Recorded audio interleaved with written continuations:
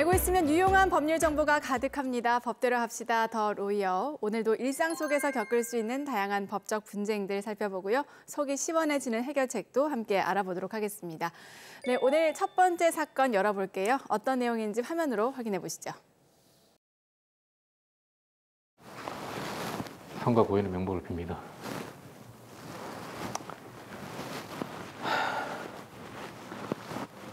밥이라도 먹고 가야 되겠다.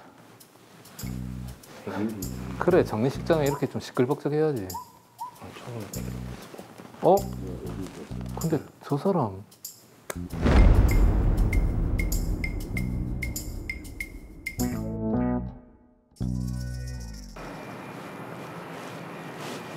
야, 강지환이 니 그렇게 살지 마라, 임마.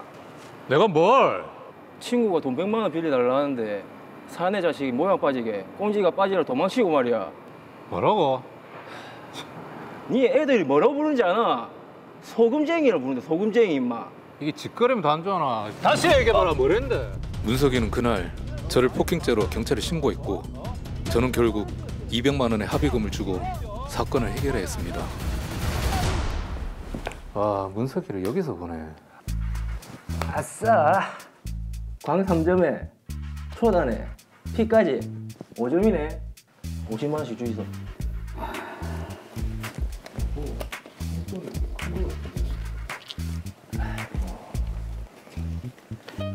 뭐고? 판돈이 꽤 큰 거 같은데. 자, 그럼 이번 판부터 판돈을 좀 올릴까 해. 얼마로요?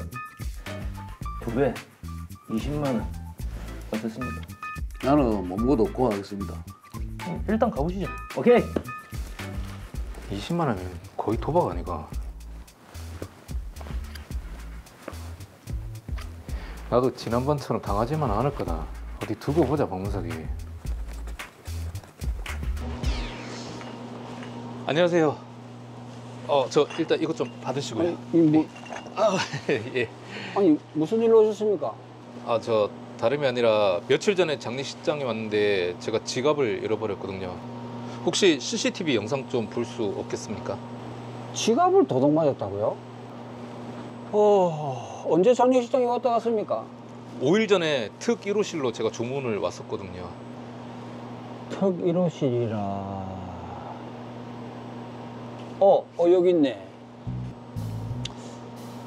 이건 그날 영상인데 여기서는 지갑을 도둑 맞는 모습은 안 보이는데요? 혹시 사각지대에서 잃어버렸었나? 잠깐만요. 여기입니다. 아니, 이 영상은 조문객들이 핫도 치는 모습밖에 없는데? 실은 저 도박 장면이 좀 필요한데 이 부분 영상만 저한테 주시면 안 될까요? 영상을요? 안 됩니다. 이건 함부로 유출할 수 없어요. 제가 좀 부탁 좀 드릴게요. 전부 다 설명드릴 수는 없는데 제가 좀 사정이 있어가지고요. 장례식장에는 절대로 피해 안 가도록 하겠습니다. 한 번만 좀 부탁드릴게요. 참.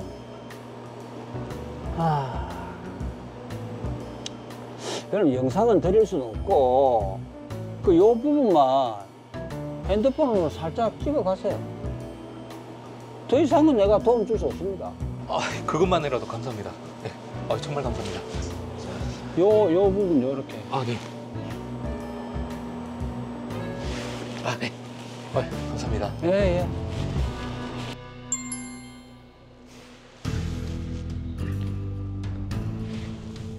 야, 강지환. 니 이 영상 어디서 났노? 그 네가 알 필요 없고 니 이거 개인정보보호법 위반인 거 모르나? 나는 사회적인 실천을 위해서 한 것뿐인데 무슨... 강지환. 니 경찰에 고발할 거니까 그렇게 알고 있으라. 그래? 그럼 박문성 니 도박했다고 내 고발할 거다. 뭐라고?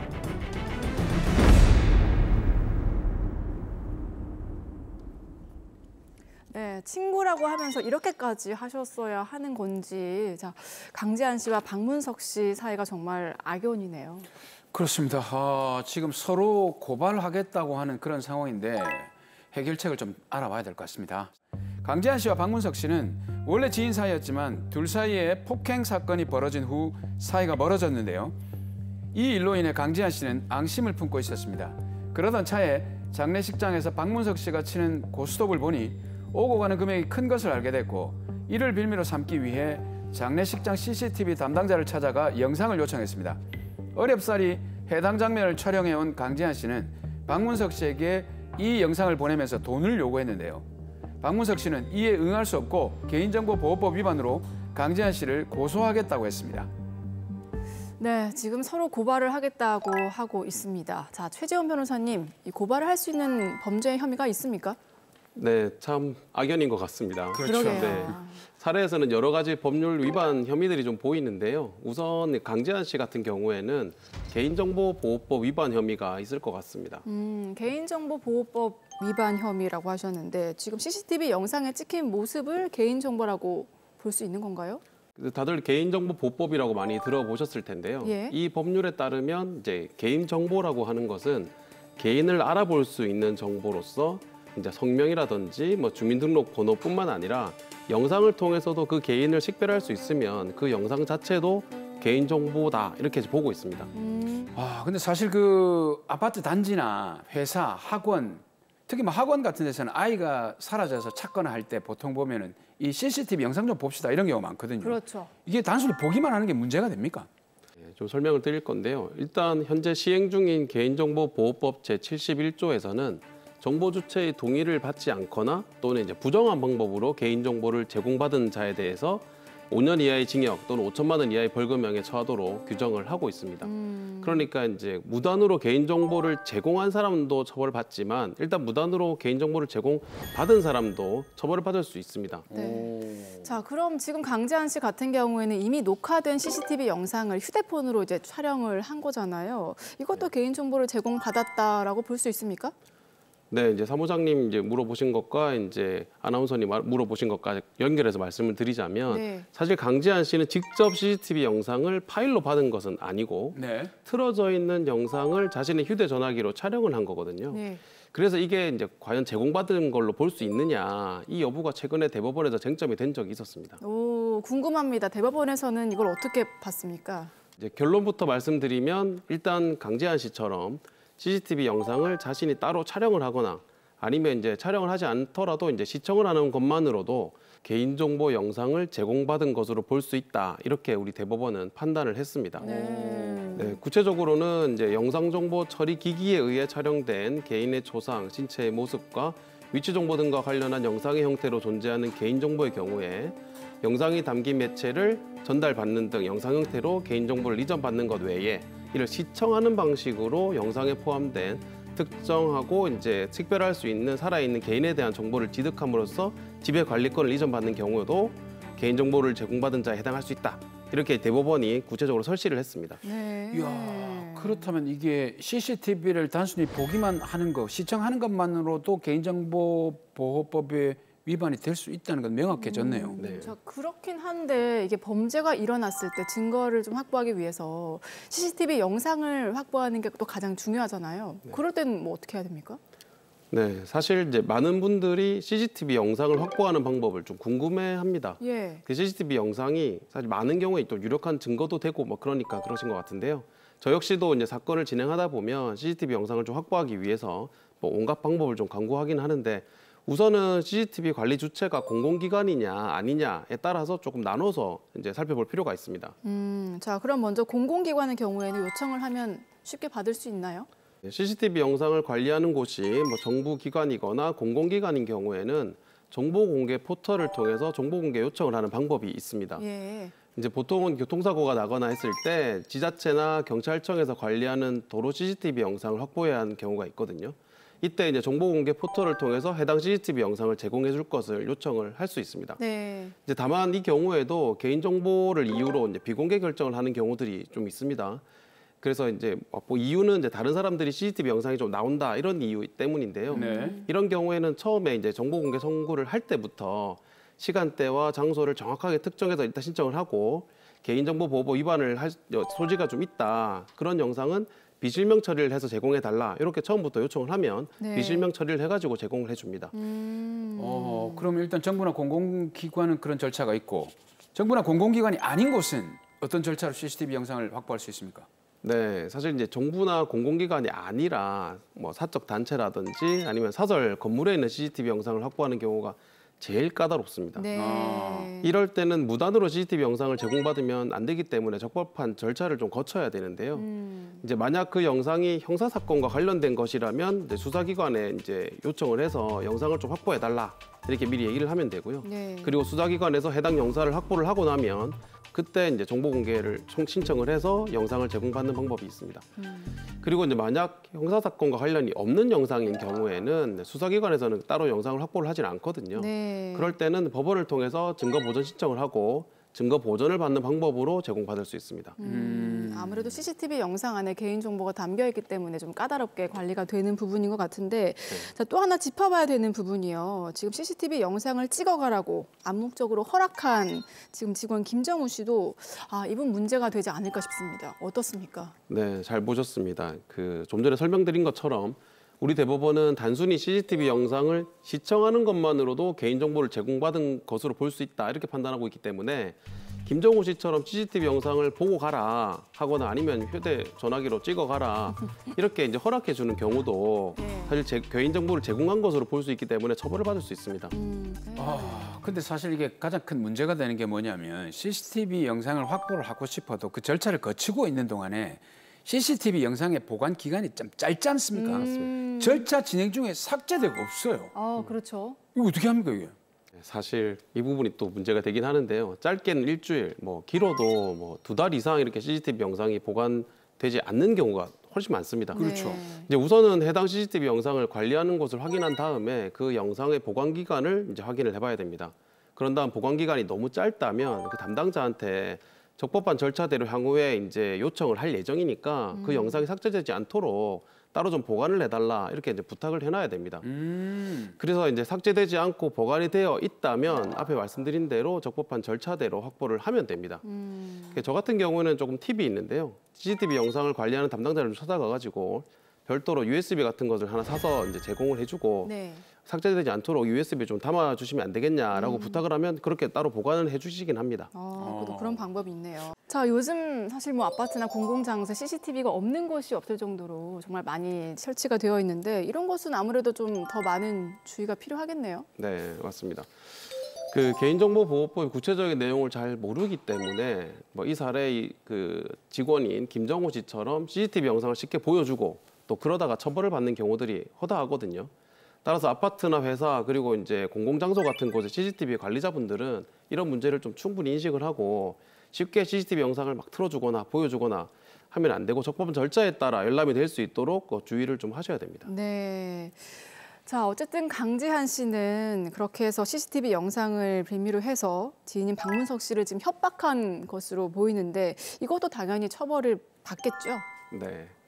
강지한 씨는 CCTV 영상을 근거로 박문석 씨를 협박하고 돈을 달라고 요구하고 있는 상황이거든요. 이것은 형법상 공갈죄에 해당할 수 있습니다. 그리고 이제 공갈죄는 돈을 이제 다 받지 않더라도 미수범까지 처벌을 하기 때문에 네. 강지한 씨는 공갈죄의 미수범으로 처벌될 수도 있습니다. 사실 이 모든 사태의 원인은 박문석 씨가 너무 큰 판돈을 걸고 한 그 도박에 있거든요. 예. 이 도박에 대한 거 만약에 신고를 하게 된다면 박문석 씨도 이 도박죄는 성립하겠죠. 사실 도박죄에 있어서 도박의 정도가 어디까지냐, 이거는 금액상으로 정해져 있는 건 아닙니다. 우리 대법원도 형법상 이제 금지된 도박에 해당하는지 아니면 일시적인 오락의 정도에 불과한 것인지에 대해서는 그 도박의 시간과 장소, 그 도박에 걸었던 재물의 가치, 그 도박에 가담했던 사람들의 사회적 지위나 재산 정도, 또 도박으로 인해서 이제 얻게 되는 이익의 용도 이런 것들을 좀 객관적인 사정들을 다 참고해서 결정해야 된다 이런 입장이거든요. 네. 근데 다만 이런 대법원의 기준에 따르더라도 이 사례에서의 수준은 오락의 정도를 벗어나서 한 도박 정도로 볼 수 있을 것 같습니다. 자, 그럼 궁금한 게 도박죄는 처벌 수위가 어느 정도가 되나요? 네, 형법상 도박죄에 해당할 경우에는 1,000만 원 이하의 벌금형에 처해질 수 있고요. 그 형법이 아니라 좀 다른 특별법으로도 도박이나 사행성 게임을 많이 규제를 하고 있거든요. 네. 그래서 단순 도박이 아닌 경우에는 국민체육진흥법 등에 따라 훨씬 더 무겁게 처벌을 받을 수도 있기 때문에 주의를 하셔야 됩니다. 근데 지금 이제 강지한 씨 같은 경우에는 도박을 신고를 한 그 자체가 공익적인 목적이 좀 있지 않습니까? 그건 어떻게 판단이 될까요? 보통은 강지한 씨처럼 공익적 목적을 이유로 자신의 행동을 좀 정당화하려는 분들이 많이 있긴 합니다. 실제로도 이제 정당행위로 판단받아가지고 이제 무혐의가 되는 경우도 사실은 많이 있거든요. 이런 이제 정당행위라는 것은 형법에서 규정하고 있는데 사회상규에 이제 위반되는 거냐 아니냐 이걸 판단하는 거고 결국 너무 이제 가벼운 것들은 위법성이 없다라고 봐서 처벌을 하지 않는다는 것이 그 주된 내용입니다. 네. 그러나 우리 대법원은 이런 정당행위의 판단을 엄격하게 보고 있습니다. 그리고 이제 목적이 정당해야 될 뿐만 아니라 방법이나 수단이 상당한 수준 이내여야 되고 또 그 보호하려는 법익과 이제 침해하려는 법익 사이의 균형도 조금 봐야 되고 나아가서 다른 수단이나 방법이 없었던 경우에 한해서만 제한적으로 이 정당행위라는 것이 인정이 되거든요. 네. 그런데 여기서 이제 행위를 보면 정당행위라고 보기는 사실 좀 어려워 보입니다. 개인적인 목적이 있었으니까요. 네. 자, 이 사건 정리를 해보겠습니다. 마지막으로 강지한 박문석 씨께 또 한 말씀 해주시죠. 우선 강지한 씨 CCTV 영상을 정보 주체 동의 없이 함부로 열람하거나 제공받으면 크게 처벌을 받을 수 있으니까 앞으로는 주의하셨으면 합니다. 나아가 이런 영상을 토대로 상대방을 협박하거나 돈을 요구하면 또 다른 범죄가 될 수도 있습니다. 그리고 박문석 씨께서도 이번에 이제 장례식장에서 했던 화투 게임은 일반적인 오락 수준을 넘어서 도박의 수준으로 보입니다. 그래서 앞으로는 좀 주의하셨으면 하는 바람입니다. 끝으로 두 분 사이에 꼬여 있는 이런 악연의 실타래가 좀 잘 풀어졌으면 하는 바람입니다.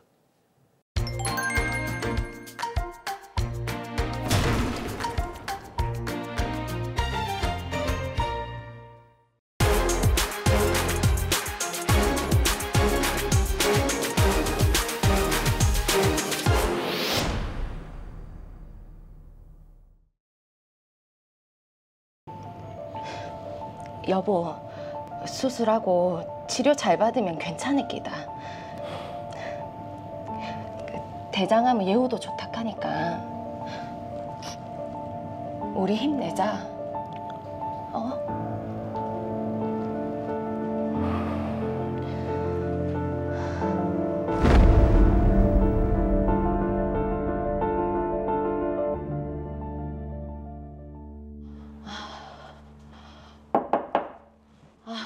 여보, 아직 멀었나?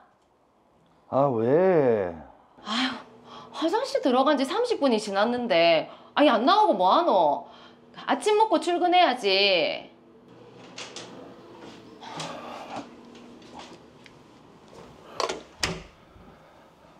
아, 요즘 화장실 가기가 힘드네. 당신 변비 없었잖아. 근데 요즘 헛배가 부른데 잘 안 나온다. 한 번씩 보면은 피도 좀 나오는 것 같고. 뭐 피가? 아, 변비라서 그렇겠지 뭐. 당신 대장 내시경 받은 지 얼마나 됐노? 재작년인가 검사했잖아. 없던 변비도 생기고 이거 아무래도 이상하다. 그 대장 내시경 검사 한번 받아보자. 검사했을 때는 깨끗했는데. 그래도 오늘 당장 병원 예약해라. 알겠다. 아휴, 아침 먹자. 그렇게 남편은 동네 내과에서 대장 내시경 검사를 받았습니다. 아무 이상이 없을 거라 믿었지만 조직 검사 결과 종양이 점막 근육층까지 침범한 상태로 결정암이라는 진단을 받았습니다. 예, 알겠습니다. 여보, 대학병원 예약했다. 그 수술하고 치료 잘 받으면 괜찮을 거다. 너무 걱정하지 마라. 대장암은 예후도 좋아서 완치율이 높단다.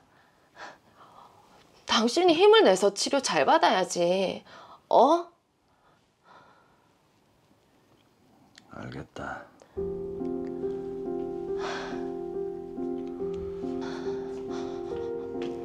남편은 대학병원에서 내시경을 통해 이상 부위를 모두 절제하는 수술을 했습니다.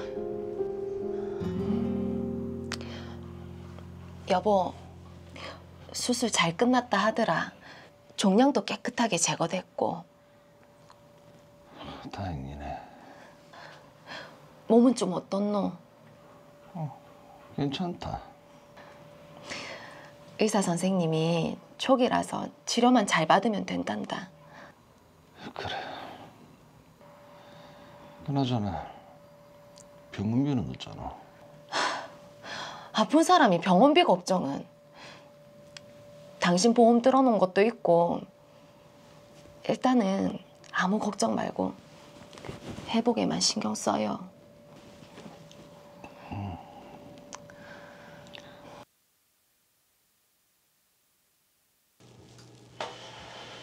수술은 잘 됐고요.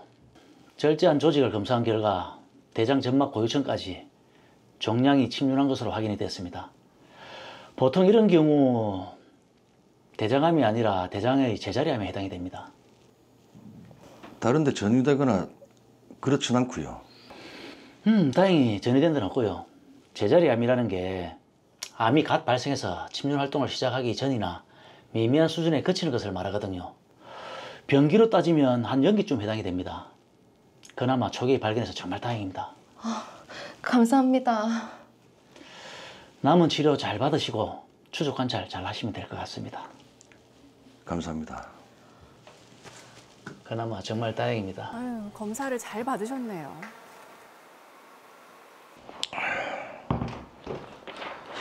네. 그래.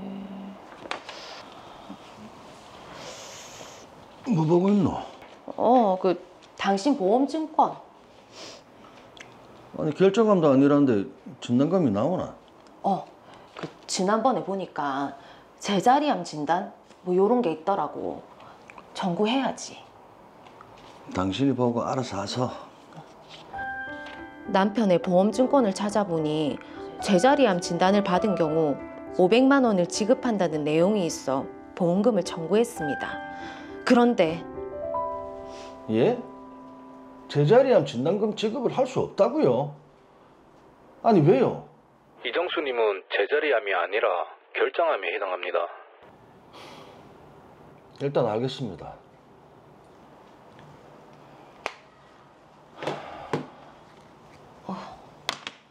여보, 와. 보험사에서 뭐라 하는데 제자리암이 아니라고. 그렇다네. 결장암에 해당돼서 제자리암 진단금을 줄 수가 없단다. 그럼 암 진단금이 나오나?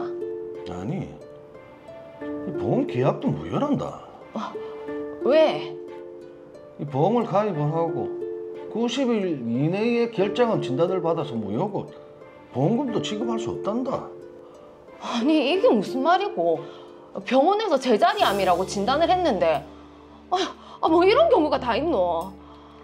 그러게. 황당하네, 황당해.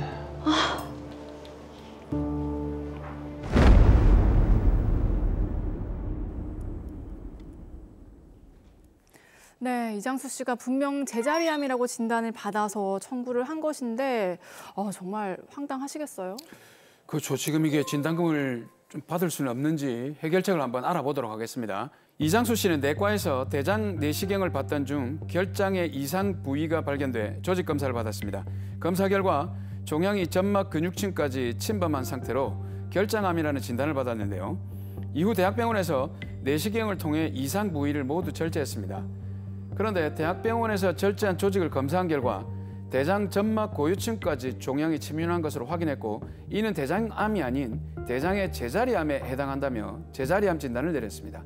이후 이장수 씨는 제자리암 진단금을 청구했지만 보험사에서는 이장수 씨는 결장암에 해당한다고 하면서 가입 후 90일 이내에 암 진단이 있었기 때문에 보험 계약이 무효로 됐고 보험금도 지급할 수 없다고 합니다. 네, 지금 보험금을 못 받는 것은 물론이고요. 지금 보험 계약까지 무효로 됐다고 하니까 제대로 한번 따져보도록 하겠습니다. 자, 한세영 변호사님, 우선의 제자리암 좀 생소한데 이게 어떤 의미인가요? 네, 제자리암은 암세포가 특정 부위에서 발생했지만 주변 조직을 침범하지 않은 상태를 말합니다. 이 상태에서는 암세포가 성장해도 다른 부위로 퍼지지 않았기 때문에 상대적으로 치료가 쉬운 편인데요. 제자리암은 한국표준질병사인분류상 D00에서 D09까지 질병분류 코드로 구분이 됩니다. 네. 일반적으로 암은 한국표준질병사인분류상 C코드로 분류되는데요. 암보험에 있어서 제자리암 진단비 같은 경우에는 일반암 진단비 담보보다 금액이 많이 적은 편입니다. 물론 건강에 있어서는 제자리암인 것이 더 낫겠지만 보험금은 일반암 진단비가 훨씬 큽니다. 자, 제가 예전에 의료 프로그램을 또 잠깐 진행을 해서 기억이 나는 게 그 상피내암이라는 게 또 있더라고요. 이게 제자리암이랑 비슷한 건가요? 네, 상피내암은 제자리암과 매우 유사한 개념입니다. 상피 조직 내에서 발생한 초기 단계의 암을 의미하는데요. 세포가 비정상적으로 증식하지만 아직 상피를 넘어서지 않은 상태를 말합니다. 네. 둘 다 암이 시작되는 초기 단계로 암세포가 발생했으나 침투하지 않은 상태를 의미합니다. 하지만 상피내암은 상피 조직 내에 국한된 암을 좀 더 강조하는 용어이고 네. 제자리암은 주변 조직으로 침투하지 않았다는 것을 강조하는 용어로 볼 수 있습니다. 아까 그 드라마를 보니까 이 종양이 어디까지 침범했는지에 따라서 일반암인지 제자리암인지를 이렇게 구별을 하는 것 같은데 네. 그럼 이게 어디까지가 제자리암이라고 이렇게 정의를 내려야 되겠습니까? 네, 우선 대장 구조에 대해서 알면 이해가 빠를 텐데요. 대장 조직의 단면을 잘라서 보면 대장은 점막층, 점막하층, 고유근층, 장막층으로 나뉩니다. 여기서 점막층은 다시 상피세포층, 기저막, 점막고유층, 점막근층으로 나눌 수 있습니다. 네.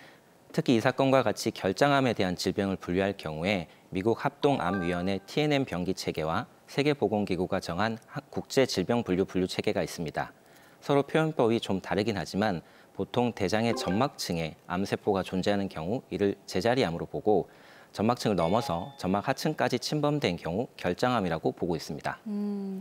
자, 그렇다면 지금 이장수 씨의 경우도 의사가 이 분류 체계를 기준으로 진단을 내렸을 거잖아요. 네, 그렇지만 의사들마다 견해가 모두 같은 것이 아닙니다. 대다수가 점막 내에 있는 암을 상피내암으로 분류해야 한다고 하지만 일부 의사들은 점막 내에만 암세포가 존재하는 경우도 이를 결장암으로 진단할 수 있다고 합니다. 네. 기준이 통일되지 않은 것입니다. 자, 기준을 정했는데 이게 통일되지 않았다는 거는 왜 그런 겁니까? 어떤 내용인가요? 네, 과거 대장 관련 학회에서 작성된 대장암 취급 지침서에 따르면 점막 내에 있는 암종이라도 제1기 대장암으로 분류한 바가 있습니다. 또 한국표준질병사인분류에 기재된 용어에 의할 경우에 상피 내에 존재하는 비침륜성, 비침범성인 신생물의 경우만 상피 내 암종에 해당하는데요. 암종이 상피를 넘어 기저막을 뚫고 점막 고유층에 침륜한 점막 내 암종의 경우에는 이미 이러한 행동 양식을 갖고 있지 아니할 뿐만 아니라 절제하지 않고 방치할 경우에 점막 하층 조직과 근육층 등을 침륜하고 다른 부위로 전이할 수 있다는 점에서 악성의 행동 양식을 갖고 있으므로 제자리암이 아닌 결장암으로 분류하는 것이 그 용어의 충실한 해석이라고 볼 수 있습니다. 야, 이제 설명을 들어도 뭐 점막 뭐라고요? 근데 중요한 건 실제 사례입니다. 이런 실제 사례들이 있긴 있습니까?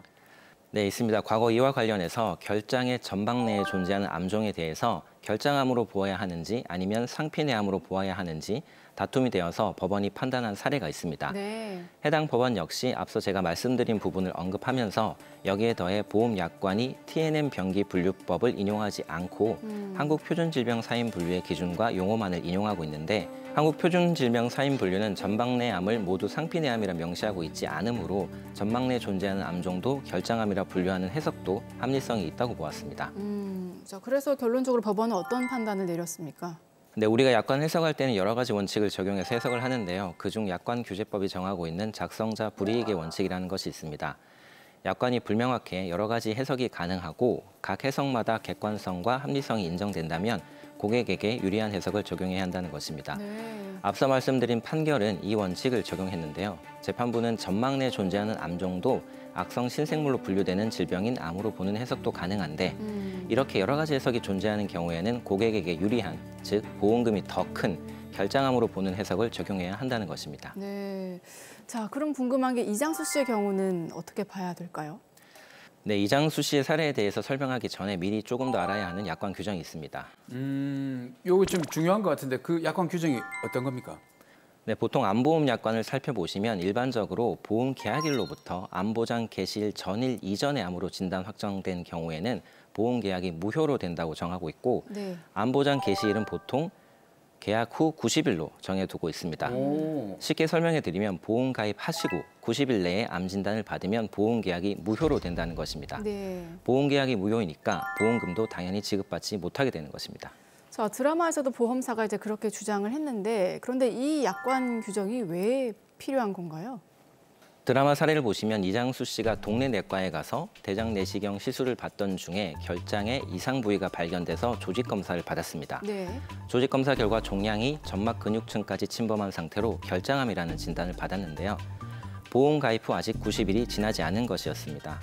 그래서 보험사가 위 약관 규정을 들어서 보험 계약이 무효이고 따라서 보험금을 지급할 수 없다고 한 것입니다.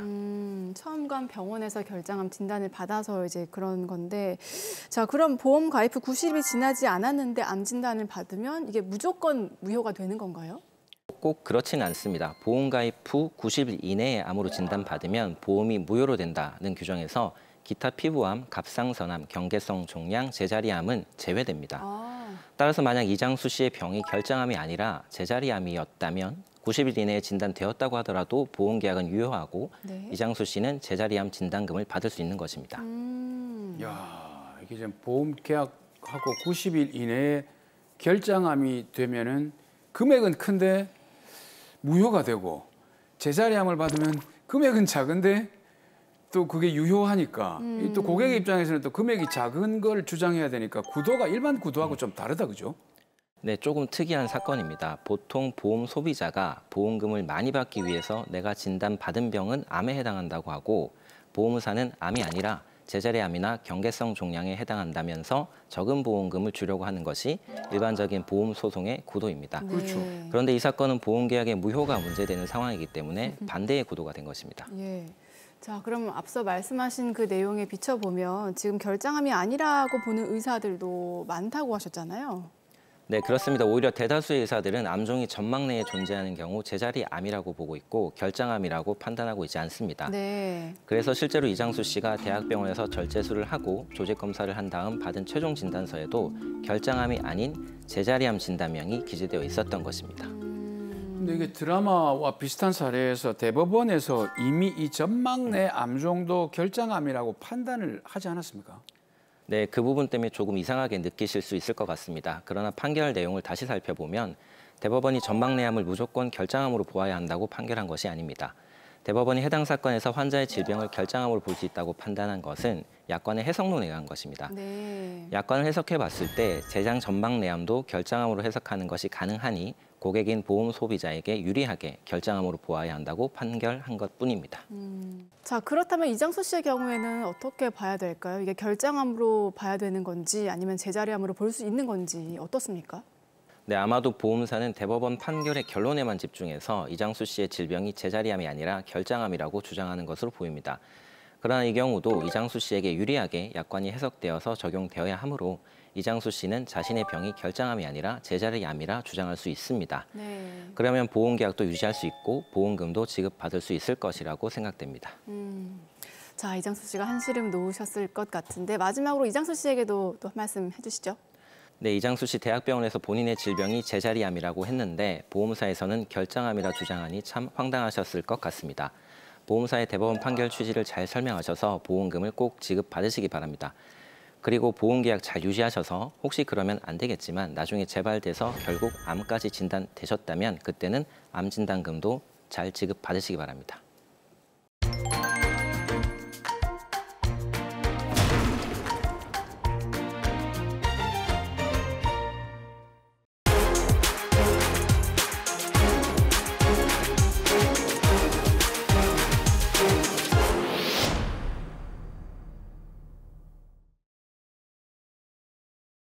짠.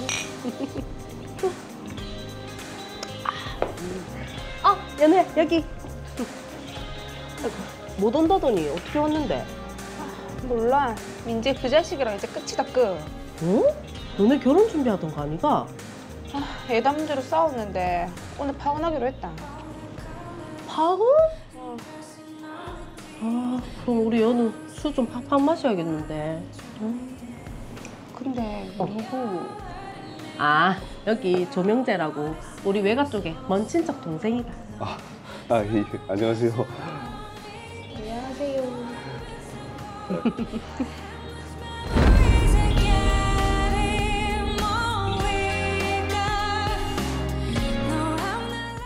짠!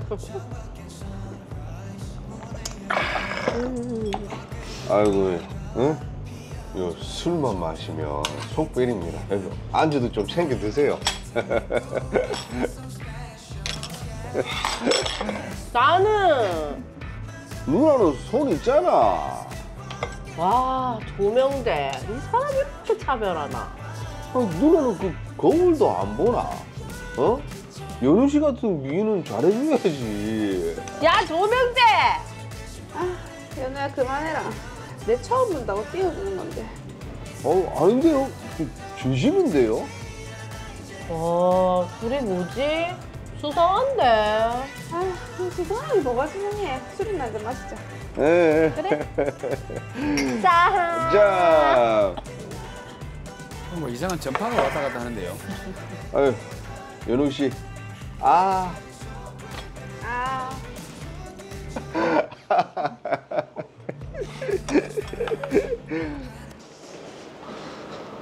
명재 니 어떻게 갈 건데? 난 뭐 벌써 대리 불렀다. 그래. 아 그럼 명재 니랑 연우랑 같은 방향이니까 좀 태워다 주라. 나 택시 타고 먼저 갈게. 알겠다 그래. 오케이. 갈게. 그 대리 좀 기다려야 될 것 같은데 저 차에 가서 기다릴까요? 네. 뭔가 일이 벌어질 것 같습니다. 제가 그 나이는 그 2살 어리지만 그래도 뭐 말라도 되지? 뭐 관계 없다. 아까 보니까 술을 많이 마시던 것 같은데. 조금 어질어질하네. 그러면 요 기대가 자라. 그럴까? 아니 뭐 의자에 기대면 되지. 왜 그래요?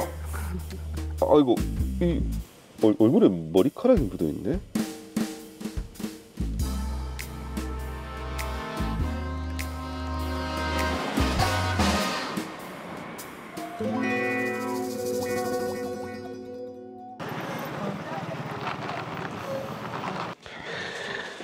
오늘 엄마 없으니까 집에서 편하게 2차 하자. 좋지. 이런 편한 술자리 진짜 오랜만이다. 가자.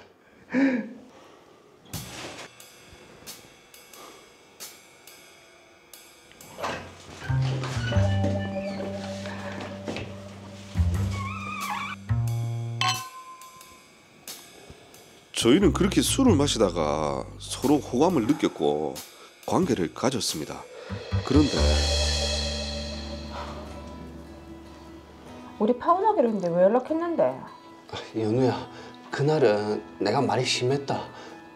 파혼은 없던 걸로 하고 우리 다시 결혼 준비해보자, 어? 뭐 나도 잘한 건 없지. 알겠다.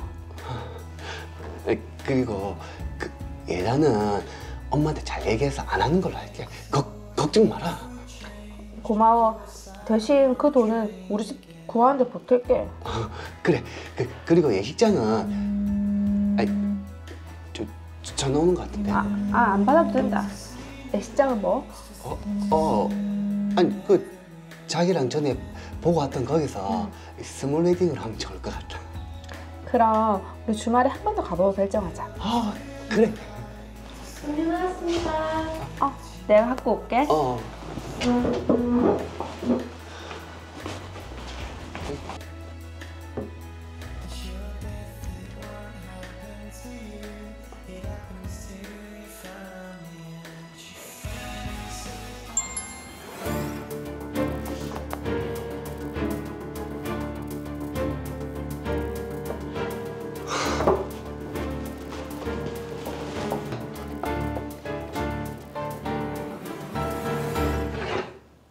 네, 이거 뭔데? 아니 뭐. 이거는 누가 봐도 다른 남자랑 같이 밤을 보낸 건데 결혼 앞두고 네가 지금 바람을 피나? 딱 걸리네. 어떡하지? 아니, 차 타라고 해서 탔는데 강제로 나를 덮쳐가지고. 지금 겁탈 당했다고? 신고는 했나? 아이씨, 경찰서부터 가야지. 자기야, 그러면. 그런 놈은 벌을 받아야지. 경찰서부터 가자. 뭐하노? 빨리 일어나라. 나온나? 예? 강제추행의 강간 혐의로 제가 고소를 당했다고요?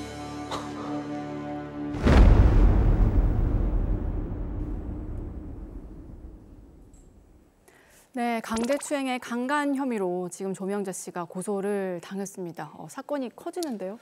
사건은 큰데 제가 보기에는 좀 조명재 씨 입장에서는 다소 억울할 수도 있는 그런 상황이거든요. 해결책이 없는지 한번 알아보도록 하겠습니다. 조명재 씨는 사촌인 박윤주 씨와 함께 술을 마시면서 지인이라는 김현우 씨를 소개받았습니다. 김현우 씨는 남자친구와 결혼을 앞두고 있었지만 심하게 다툰 후 파혼을 했다고 했는데요. 처음부터 김현우 씨에게 호감이 있었던 조명재 씨는 이 이야기를 들은 후 그녀에게 적극적으로 관심을 표현했습니다. 김현우 씨 역시 조명재 씨의 관심에 응하면서 두 사람은 깊은 관계로 발전했습니다. 며칠 후 김현우 씨는 남자친구인 최민재 씨와 화해를 했습니다. 이때 조명재 씨에게 계속 연락이 왔고 이를 남자친구가 알게 되자 김현우 씨는 조명재 씨에게 자신이 겁탈을 당한 것이라고 했고 최민재 씨는 이 말을 믿고 조명재 씨를 경찰에 신고했습니다. 네, 자 이승현 변호사님, 우선은 조명재 씨가 강제추행과 강간 혐의를 받고 있는 이 상황부터 한번 저희가 살펴봐야 될 것 같습니다. 네, 제가 사건을 알아봤는데요. 김현우 씨가 조명재 씨를 강제추행과 강간 혐의로 고소를 한 상황이었습니다. 고소 내용을 보면 차 안에서 이루어진 강제추행과 집 안에서 이루어진 강간 혐의였는데요. 두 가지 혐의는 시간과 장소가 각각 다른 곳에서 발생한 사건이기 때문에 각각 별개의 죄로 보아서 실체적 경합관계에 해당하게 됩니다. 이게 실체적 경합범이라는 게 범죄가 각각 다른 장소와 시간대에 일어났지만 실제로는 하나의 범죄로 봐야 된다, 뭐 그런 뜻인가요? 경합범이란 건 아직 판결이 확정되지 않은 2개 이상의 죄나 판결이 확정된 죄와 그 판결 확정 전에 범한 죄를 말합니다. 그리고 경합범은 상상적 경합범과 실체적 경합범으로 나뉘는데요. 네. 상상적 경합범은 한 개의 행위가 2개 이상의 죄에 해당하는 경우이고요. 실체적 경합범은 한 사람이 2개 이상의 죄를 범하는 경우, 그러니까 지금 드라마 속의 조명재 씨 같은 경우를 말합니다. 야, 근데 이게 만약에 조명재 씨가 김연우 씨의 주장처럼 실제로 강제추행과 강간을 저지른 것이라면 처벌 수위가 굉장히 크겠는데요. 맞습니다. 강제추행에 대한 처벌은 형법 제298조에서 정하고 있는데요. 폭행 또는 협박으로 사람에 대하여 추행을 한 자는 10년 이하의 징역 또는 1,500만 원 이하의 벌금에 처해지게 됩니다. 네. 그리고 강간죄는 형법 제297조에서 규정하고 있는데요. 폭행 또는 협박으로 사람을 강간한 자는 3년 이상의 유기징역에 처해지게 됩니다. 네, 강간죄는 아예 이제 벌금형이 없는 범죄네요. 자, 그런데 드라마를 보면 지금 두 사람이 스킨십을 하는 과정에서 말씀하신 뭐 폭행이나 협박 같은 그런 강제성은 없었던 것 같거든요. 맞습니다. 드라마에서 보면 조명재 씨와 김현우 씨는 차 안에서 서로에게 호감을 느껴서 자연스러운 스킨십을 했는데요. 여기서 김현우 씨의 주장대로 강제추행이 성립하려면 필요한 무언가가 빠져 있습니다. 사무장님은 어떤 건지 아시겠죠? 네, 저한테 질문한 거 참마 다행입니다. 다른 사람 모르거든요. 뭔가요? 아니 그러니까 내가 원치 않은 스킨십을 했다. 내지는 성적 수치심을 느꼈다. 이게 지금 반드시 그 성립할 때 필요한 거 아니겠습니까?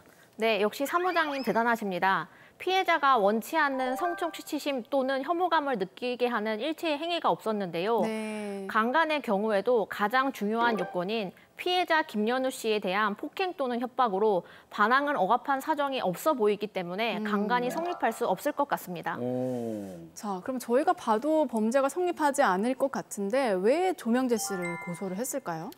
김연우 씨의 정확한 내심의 의사를 알 수는 없지만 지금 드라마를 봤을 때는 남자친구인 최민재 씨에게 두 사람의 관계를 들킨 후에 그 상황을 모면하기 위해 거짓말을 했고 이게 일이 커진 경우가 아니었나 싶습니다. 네. 실제로 제가 담당했던 사건 중에서도 이러한 경우가 꽤 많이 있었습니다. 실제로 이런 일이 많이 일어나고 있습니까?